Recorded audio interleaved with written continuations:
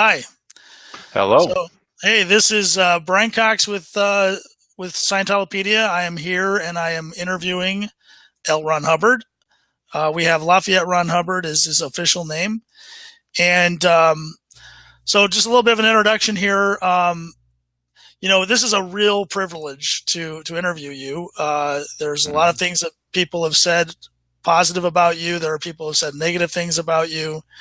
Um, it's pretty clear no matter what, there's a lot of interest in the subject, and that's why Scientolopedia definitely wants to hear your voice and give you a chance to just put yourself out there. Just as an upfront here, we're not trying to put you out there saying Scientolopedia claims that this is Ron. We're not also trying to not to say, this is what you should think about it. You should think he's not Ron. So the idea here is I wanted to give you a voice, a platform where you can kind of answer some questions and let people decide for themselves what they think about you. It's been a pleasure knowing you. Obviously, I know you personally, and just wanted to give you this space and this time. So, like I said, there are a lot of questions. So let me just start out with the first question. Who are you? Well, I'll begin with thank you for having me, you and David as well. It's a pleasure and an opportunity for me as well to, as you said, share my story to a degree and also the developments and things that are going on with Scientology. And to answer your question, who am I? Well, I am and I continue to be L. Ron Hubbard, or the being formerly known as L. Ron Hubbard, however you'd like to view this, depending on your viewpoint. But in essence, I'm the same being I've always been. Just new body, new time period. Nothing new.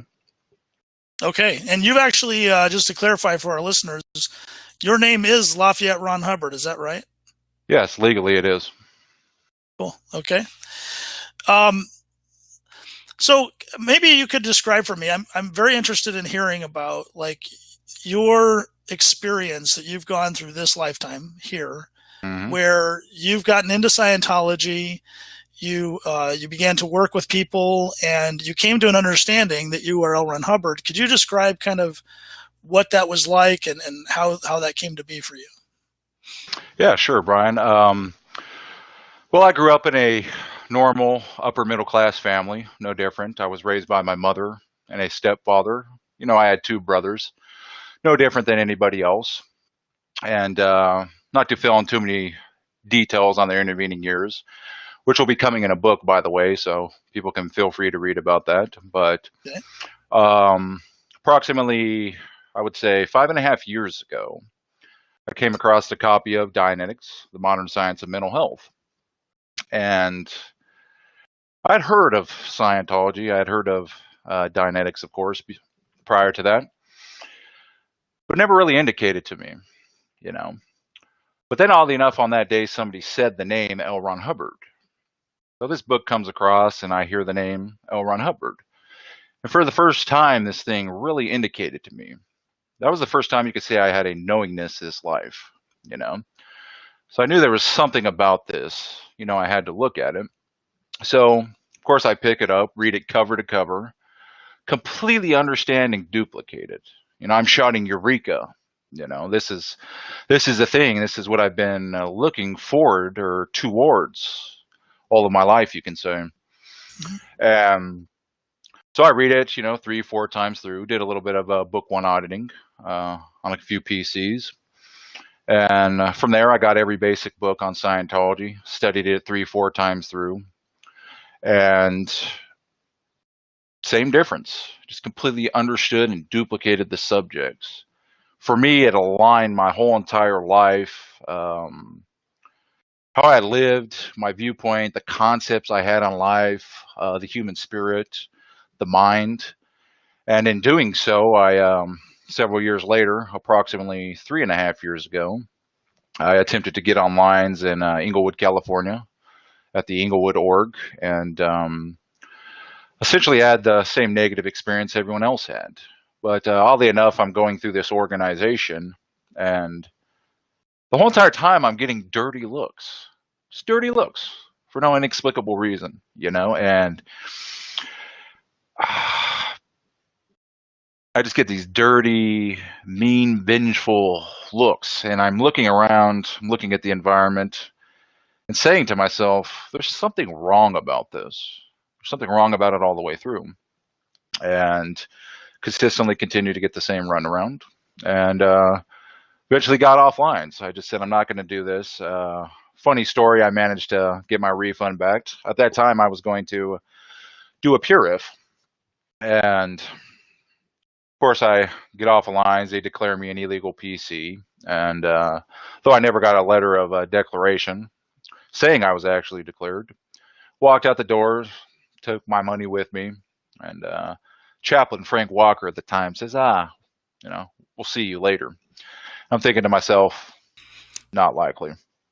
And that being said, of course, I spent a few months, about approximately 4 more months, and just went about my daily life. Then I said one day, come hell or high water, I will audit myself up the bridge. That was my thought at the time. So I began looking into the free zone. I contacted a gentleman by the name of Craig Robart. He primarily fixes e-meters within the free zone. Right. And but his email handle was Loyal Officer. And coincidentally, I'm like, I got to talk to this guy. I don't know why. I didn't even know what a loyal officer was at that time. And I talked to him. I get into comm and I explain my situation. He's like, yeah, we'll be glad to help you out. And I do my purification program. With him, we went to North Hollywood, 24-hour fitness, go through the purif. I EP'd in about 5 days on that, and continued with Craig Robart. He was slightly trained, OT3, probably. I think he was trained up through the grades. And I'm doing start, change, and stop with him. The most surreal thing that ever happened to me. Up until that point, I realized there's something quite a bit different about me. I'd always felt out of place, completely in another civilization to a degree. I'm like planet Earth and the family I grew up with and things like this. So I'm doing this start, change, and stop process. I think I might have got into a stop command. And I'm walking through a hallway. I'm walking through this hallway, and it's going to a revivification, just like I was there. And it was Wichita, Kansas, and I was delivering start, change, and stop. And at that point, I knew, well, hold on a second. I wasn't having that audited on me. I was delivering it. And the thought I took away from that is I had developed it. I'm like, well, hold on a second. This is crazy. I'm a madman. I'm more insane than I thought when I started. So I originate this to him, of course, and, he runs out of the room. He calls the Class 8 CS and says, oh, we got to figure something out here. And then, we sit down and we talk, and him and his wife went to one of the free zone orgs here, where I'm at now. And they both went clear as well. And for confidentiality reasons, I'd rather not state. I was asked not to. He says, you should really go up here. This person's properly had it and qualified to handle returnees and handle a case like yours. And I said, all right. So, I was started making the arrangements, got into comm, and came up here to where I am now. Started auditing, training, of course. Within the period of 90 days, I completely rehashed and rehabbed all of my grades all the way up to OT8, and was approximately, I guess you could say, a Class 12 CS. And, I was doing actually Excel. That was the last question for me. My EP for 8 was that I am, in fact, L. Ron Hubbard. It's one of the things that came up. But still, I did not have the certainty on it. So I embarked on doing Excel because, that was the only further technology we had in the free zone. And I picked up Excel and doing it. And I think about 30 minutes into it, I just set the cans down and said, all right, it's who I am. It's who I am as a being. Now it's time to pursue it. And that's how it happened. That's fascinating. So it's, yeah, I do recall knowing of your progress as you were doing training and so forth. And without, you hadn't come out, as they say at the time. And I was already pretty excited that, just this guy exists out there. You're just moving through the grades, or moving through the levels rather, and getting your training pretty quickly. So that's what interested me in the interview. So let me ask you a question then. So it seems to me like you've had the experience of coming back, and we've been working quite a while in Scientology to get a person free to the point where they are a being, and they are operating as a spirit. To me, it looks like there's a difficulty there coming back, as far as, you don't have the memories of everything that you had instantly right there at your disposal. Is this an interesting area for you? Is this something you plan to research more because of your experience? Oh, absolutely. And as a matter of fact, I already have. Okay. That being said, I started looking at, well, optimally what's needed and wanted in the free zone, of course, right? And I knew for a long time I had achieved some type of upper level state, right? Or a different state of being that enabled me to even, transcend death, you can say, even as rocky as the process was, right? Because in all of humankind's history, we've not really had that. We've had it in bits and pieces, but nobody has returned and transcended death with anything even close to any type of recall or their old skill set at all. Any uniform result at all. And so I began looking at what's needed, wanted in the field. Began looking at technology, what was the state of the field now, given telecommunications and things. And it was easy. It's like the tech needed to be streamlined. It needed to be delivered faster, more efficiently, etc. And so in doing this, I took a look at everything and I asked myself, well, what is the out point? There must be some out point here, somewhere, for it to all have fell apart and become the thing it's become. Mostly with the Church of Scientology, right? But the hopes and dreams and the abilities and things that we had, hoped to gain in the process of, auditing and practicing Scientology are great. The wins are fantastic. The changes in people's life are fantastic. But it's nothing like it's not even a small fraction of the potential and the case gain and the ability that's available. That is legitimately infinite in capacity. And of course, how optimal is it to spend 20, 30 years going up a bridge and obtaining, OT8, for instance? And an odd thing about that is what I've not heard in either the church or the free zone, which is quite unfortunate. No one has had the gumption or the courage to simply state the technology was never finished. I was in the process of research at the time of my death. So no matter how far you take somebody, even to OT8 and beyond, with CBR, he has some very great and valid technology. Those upper OT levels on some of the original gray charts were never codified and they were never finished. So that was a big problem in and of itself. So I began taking a look at this, and as I'm apt to do, I kind of jump into things with both feet, as you can say. I decided I had these things, going around in my head for quite some time, bits and pieces of the abilities I could do and put into practice, but I wasn't seeing in others. So I sat down in front of my meter one evening and pulled out a sheet of paper, began writing. How would a procedure like this go? How could you roll up and culminate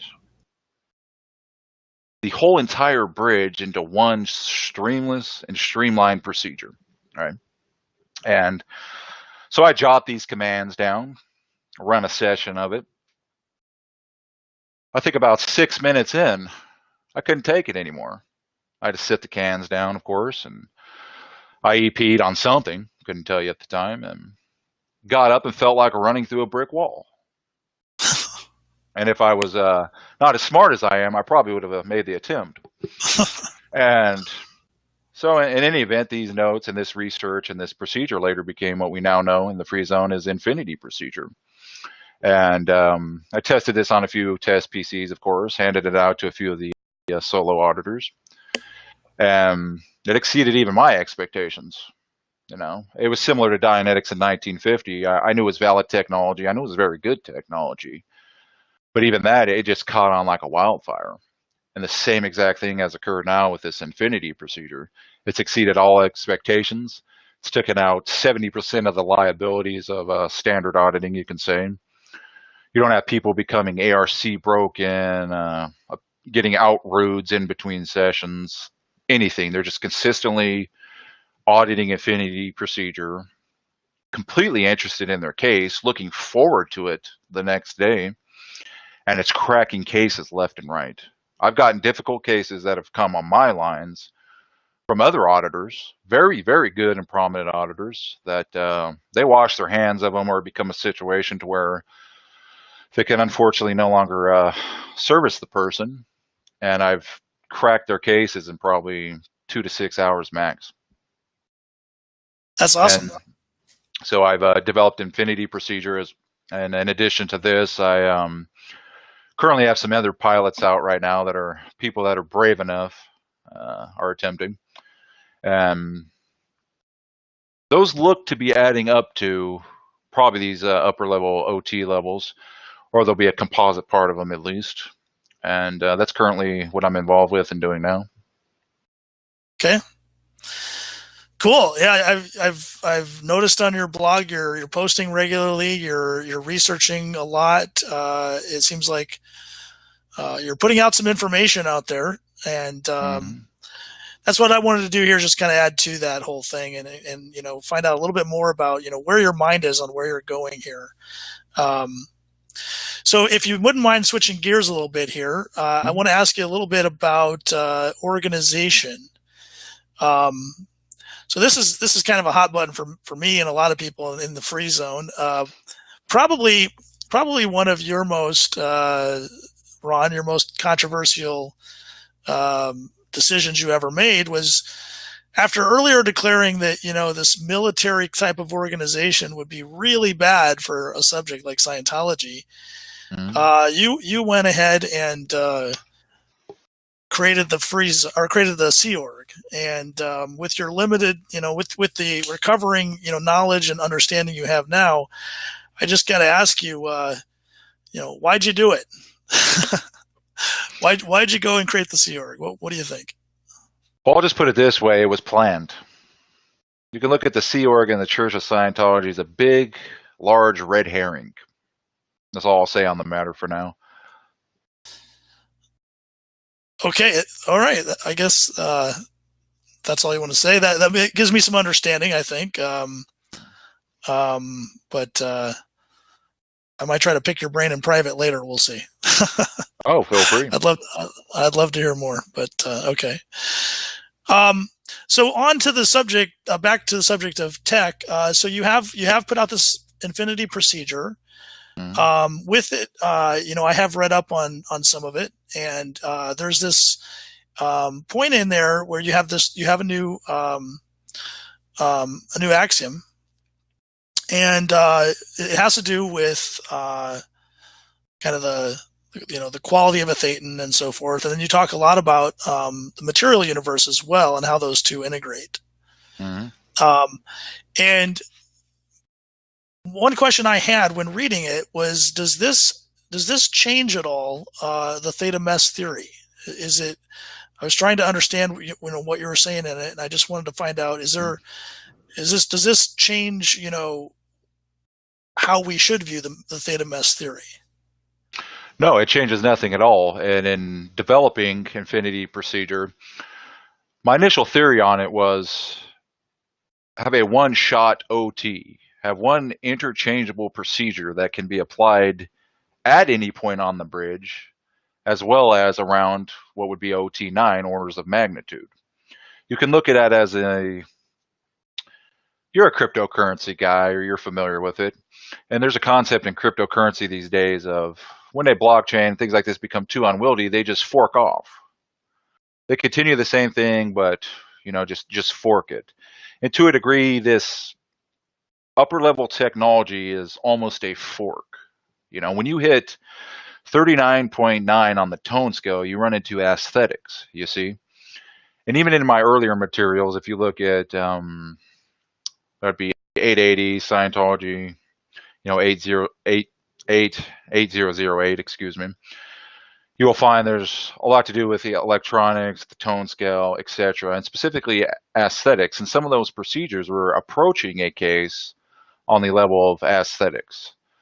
For instance, facsimiles, with very, very difficult ones, at least the theory at the time was, if you could strip them of the aesthetic wavelength within them, right, you would discharge and just blow the whole entire facsimile. Now, that is almost similar to what we're doing with Infinity. You see, it's a standalone procedure that approaches things from aesthetics and beyond. So you can look at it as you can either enter the bridge from this perspective, the bottom up, or just start at the top, tap into your native abilities as a thetan or static, more aptly, and then address those same case factors.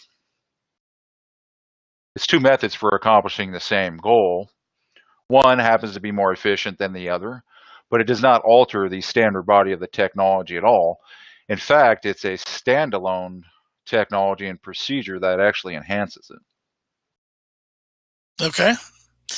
When I look at Ron's last lifetime, I notice a trend of exuberance at one shot clear and an easy sort of a like this is the standard procedure and it's not very complicated and it's very simple as anything that's true should be, right? Mm-hmm. And then in his later life, he moved more into codifying, standardizing, and making things so that they worked all the way along. We never had the advantage of knowing what a 30-year-old L. Ron Hubbard would be like. How old are you right now? 30 years old. 30 years old. That's right. I got that from your website, so it's public knowledge.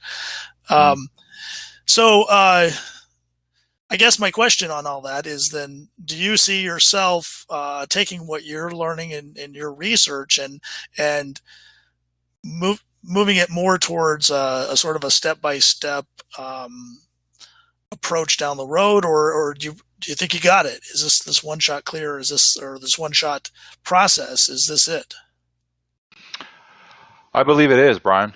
I really do. I had reservations at first, and I actually had no concept of it even being a one-shot OT or clearing procedure. Yet the data added up to that, once it got put into application and practice. So I absolutely believe it is. Now, there's still some fine points. There's some fine handlings that you would probably have to handle with standard technology. But as a broad, wide-scale procedure, yes, I do believe it can accomplish that. And further, it has, again, played out, in application to where this is the most permissive process we've ever had in Dianetics or Scientology. Even your standard, or I should say, your standard, right, auditing session, right, violates self-determinism to a small degree, right? And that has always been an issue. You've had a PC's agreement, to go in an auditing session, but 50% of gains in Scientology come from training as well, not just the auditing. And the whole goal of that was, well, if you clean a guy up nice and shiny, get him up to OT, he would be able to prevent his own self from getting into the same traps that we found ourselves in today. But you can't do that if you're always reliant on a CS, if you're always reliant on an auditor. Because, hey, what if I run into something to where I don't have access to somebody, you know? And this has switched things back to where it's put the highest degree of self-determinism possible back into the hands of PCs and pre-OTs. Literally, you run people on this thing, man, they just start taking it over, flying colors, no issue whatsoever. It's lazy CSing, to tell you the truth. You know, the easiest CSing I've ever done. But that being said, yeah, it has returned full self-determinism with auditing back to PCs and pre-OTs. So, do you foresee a time in the future where you will have, you know, as the way it is right now, you seem to be saying that, you know, the procedure, you just do it indefinitely, if not infinitely. Do you foresee a point where there will be an end phenomenon to that process before moving on to something else? Or, you know, or are we never going to be able to stand up there with our graduation certificates again in front of our friends and say, you know, here, I got this done? well, of course, I mean, there's always a EP in a way you can measure or gauge these things. My initial assumptions with this was a thing I termed a true static, you know, would be to clean up your character and your case to a degree to where you approach or resort back to being as close to a static being as possible while still maintaining and playing the game we know as life. And again, I initially thought that may actually supersede the definition of a thetan as we have it in the tech dictionary, because there's sort of a misnomer about that, because, you know, theta also relates to thought energy, so to speak, or the things we use to make mock-ups, etc., right? It's still of the same essence, but a lot of people assume a thetan is an OT or a thetan is a static and vice versa.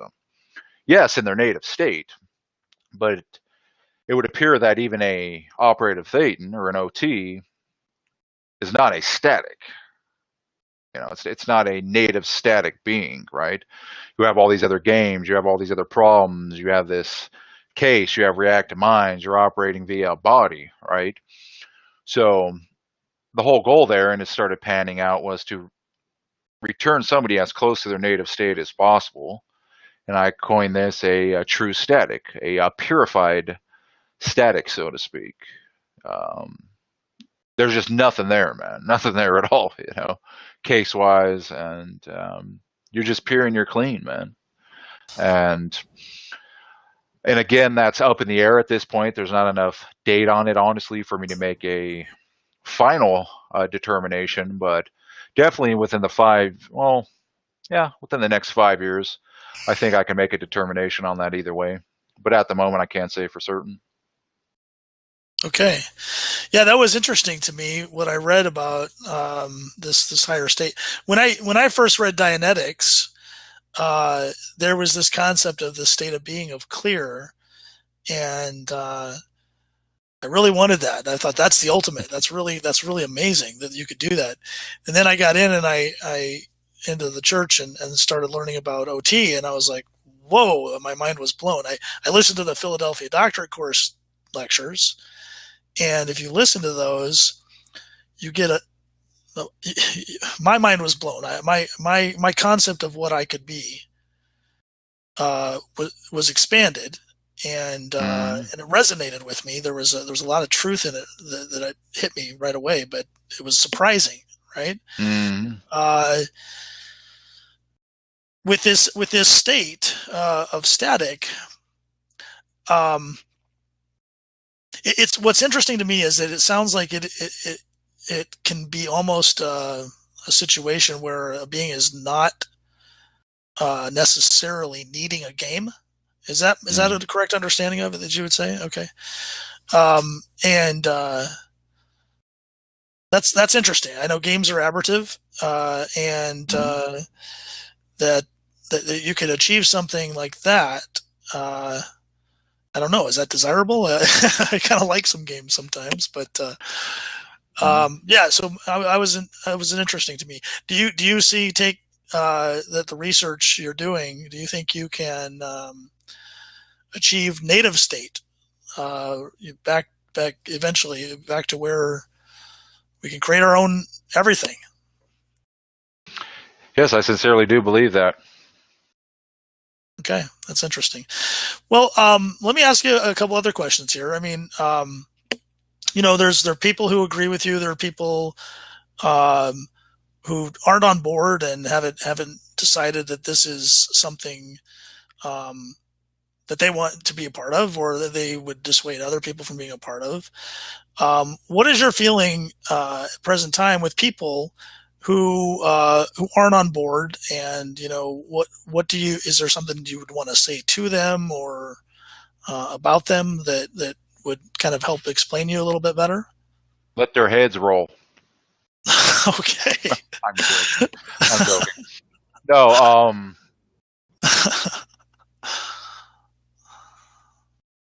as L. Ron Hubbard, I can't enforce that upon anybody. That's never been who I am, and it's not today.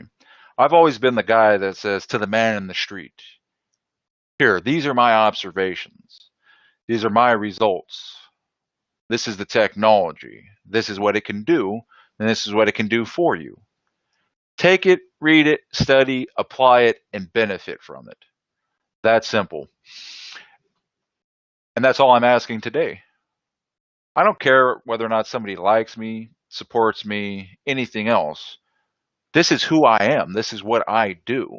That's my game, and I have no right to enforce that upon anybody. Same as they know they have no right to enforce, theirs upon somebody else. And I simply here to present it, help those who can be helped. And if they benefit from it, great. But what I can say to the people that are not supporting this, and I've blogged about this and made a post and shared, was to all my detractors and things, what do you think will happen, right? When PCs and pre-OTs and people that are on other auditors' lines come around and find out that there's procedures out there, that there's new technology that can achieve the same results with less the hassle, right? Less financial, or actually 50% less financial burden. More than likely, you wouldn't have to travel. You could do it at home and be siest on it over the net. What do you think is going to happen when you decide to be pig-headed and say, "Oh, I just have to do things the standard way," and are not open-minded enough to look at it, read it, study it, apply it, and then make a determination on if it works or not? That's just stupid to me. It really is, to be honest. And Okay. that's all I ask people to do, because what's going to happen, and I don't wish this upon anybody, but these people are going to jump ship. They can get a better technology elsewhere, more efficiently. And, that being said, I personally feel that's egregiously out ethics to not give this a fair look and a fair shake and determine whether or not it can produce the result. Whether or not you believe I am L. Ron Hubbard is irrelevant. Plenty of people use and stand by the CBR bridge, and he's not me, but pretty much everybody considers that a valid form of processing and technology, right? And they put that into practice. They don't say, "Oh, it's because whether or not he's CVR or not, should we apply this?" And what counts is whether or not it's works, has uniform application and uniform results, and that I can guarantee you it does. Okay. Mm-hmm. So getting back to organization a bit, Mm-hmm. let me ask you this. So you have this new technology. You're in the free zone. You're in the independent field. Do you have any plans to take this and build an organization around it again? Hopefully nothing like the Sea Org, but something where people can be on staff, they can participate. One of the things about this is I see less room for participation in some ways for a large number of support staff, because a lot of this is soloed. Mm-hmm. Or this is meant to be soloed from what I read. And so what do you see as far as the field in general goes, and what we're doing right now with Scientology? What do you see that you would like to see changed, or maybe you'd like to see happen to do something that takes the independent field forward the way you took the church forward? Mhm. I mean, it's very simple. All the data in the OEC is still very valid, but how that data is applied has gotten quite a bit outmoded. Like in the church, for instance, they're still using telexes, in this day and age. It's Like carbon so paper. yeah, mimeographs, right? Yeah. And I don't even think we'll have paper in the next 12 years, tell you the truth. And so that's going to be a difficult one. But of course, it's Church of Scientology. They'll probably be manufacturing paper. But that being said, the way I always did, and I made comments of this to people, last life, and one of them I know this life as well. And it was a point he brought up to me. I always envisioned Scientology as a place where you have separate, autonomous organizations, right? Just look at what the different faith groups have done. Christianity, Church of Latter-day Saints. Even the Muslims. Even with Islam, they each have independent org. They all believe the same thing, more or less. They all practice the same thing, more or less. Even given the different denominations, and they make that very, very viable. A guy decides he wants to be a preacher, right?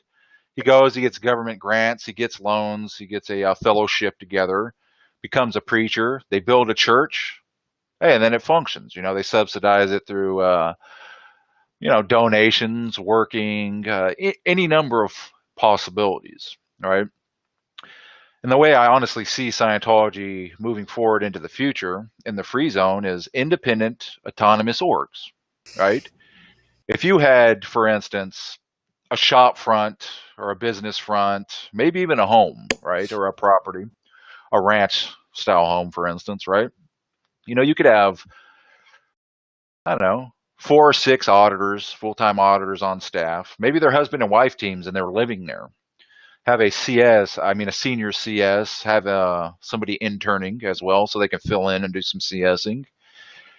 And you could deliver services to, I don't know, 40, 60 people consistently. But you do not rely upon strictly their donations to make this thing operate. The whole fair exchange thing is in need of a overhaul. It really is.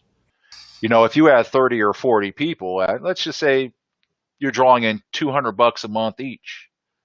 Any person can afford that. Somebody on minimum wage can afford that, right? You can consistently have them coming in, consistently getting processing and training, and be interested in doing that because you also have a fellowship. Throw a kitchen in there with some couches, man. You get you get off of work, you want to take a nap for a few hours, go into session, make things like that available, all right? And as a baseline, you're drawing in $4,000, $5,000, $6,000 between all of you, and you can make that. In addition to maybe donations that people decide to do. I've said this before, but to make fair exchange really fair, I believe personally that we should, moving forward, charge a person per hour what they make per hour. That's it. That's all.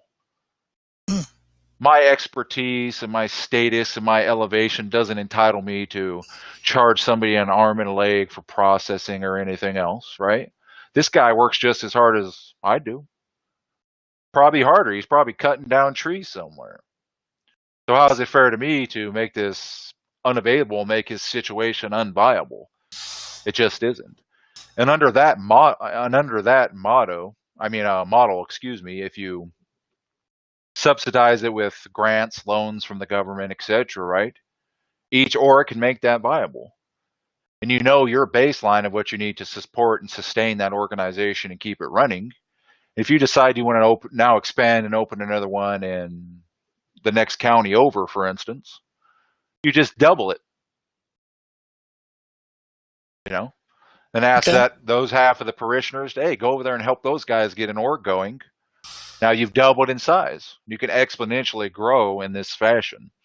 Um, so that in general is the way I see Scientology moving forward as far as a organizational structure. As far as incorporating it, starting a new structure, I haven't quite gotten to that point yet. I have to handle all the legalities. I have to copyright everything under the new name, start another similar Sea Org organization, and then yeah, move forward with everything. But right now, I'm driving towards with the new auditing, the new procedures. I don't care. I'll CS and audit somebody for free over the next 5 years. I want to see in the next 5 years 200 to 300. I can't say full OT because I can't deliver on that promise, but at least people all the way up through OT 15 in the next 5 years. At least 200 of them. Then we can all meet. We can all get together, do a request for comments, etc., and decide exactly what direction to move in forward as a group. Okay, that's a pretty interesting formula. It seems I like what you said about fellowship. I have been I've dated many Christians and gone to Christian churches to just kind of experience what they're doing and recognize something that was missing from my experience in Scientology quite like noticeably. It's like there's nobody to let's just hang out and do things with and sort of build a community. Really build a tight, not a third dynamic that's gung ho in the sense of like the Sea Org, but something where there's a real connection between the people, and I really like that. That's pretty interesting. Wow, so you've kind of left me speechless here. I mean, you've given me a lot of information, a lot of new viewpoints on a lot of this information. This has been very, very interesting. I don't want to just drag it out any longer than it has to be. I think we've covered a lot of ground here that people can look at and kind of ask questions of, and get in common with you if they want to, or at least look at new things themselves, or not. Maybe people won't. But that's Scientolopedia is about archiving data and keeping information available to people if they're interested in knowing it. And so that's kind of why we wanted to engage in this with you and get this into the archive. So before I end here, I mean, to be so cliche, is there anything you'd like to say or ask or kind of put out there to the field now that you got their attention here? Anything on your mind at all? Yeah, actually there is, Brian. I just ask anyone in the free zone within the church on planet Earth to just take into consideration, right, if what I claim is true and whether or not this technology is valid, and that is true as well. Give it a shot. Try it for yourself. If it works, it works. If it doesn't, it does not. You have nothing to lose. That's all. Okay. Well, Ron, it's been a real pleasure. I'm expecting. I'm going to turn on some outro music here in just a second, but all right. I'd love to continue this again. I know there are a lot of other people that would love to interview you and talk to you, and if I don't get a chance to do it again, hopefully someone does, because I think you're interesting to listen to, and I definitely think you have something that's worth watching and worth looking at. And so, thanks for your time today. I appreciate it, and we'll see this on Scientolopedia here pretty soon. All right, thank you, Brian. Okay, thank you very much. Well, that's all we have for today. Outro music, please. Thank you.